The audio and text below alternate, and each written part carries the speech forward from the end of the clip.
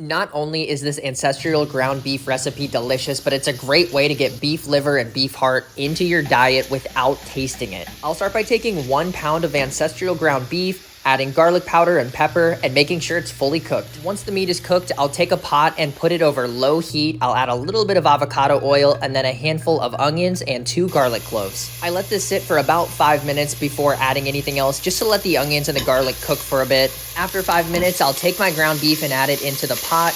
I'll continue to leave this on low heat throughout the rest of this process. When that ancestral ground beef is added, I'll then take 2 cups of beef bone broth and add it into my pot. Give it a quick stir, and then we'll add in our seasonings, which is 1 teaspoon of paprika, 1 teaspoon of cumin, and 1 teaspoon of chili powder. I'll then add 1/4 teaspoon of cayenne pepper, but if you want it a little bit spicier, you can add in a little bit more of the cayenne pepper as well. Then add in 2 tablespoons of tomato paste, and then add a cup of pinto beans and black beans. Mix it all together. Let this simmer on low heat for about 20 minutes. Make sure you stir it every 5 minutes or so. Then start making your pasta. I used a protein pasta. You could also use a chickpea pasta as well, whatever your preference is. Once your pasta is cooked, you are ready to feast. Add your pasta to your bowl, then add your chili on top. Of course, it's not chili without cheese, so I added Colby Jack cheese, but add whatever cheese is your favorite. In total, this made me 4 bowls of chili, so not only did it make for a great dinner, but it also heated up very well the next day for lunch. Make sure to leave a comment if you give this a try on how it turned out, and if you're new to the channel, subscribe for more healthy, delicious meal recipes.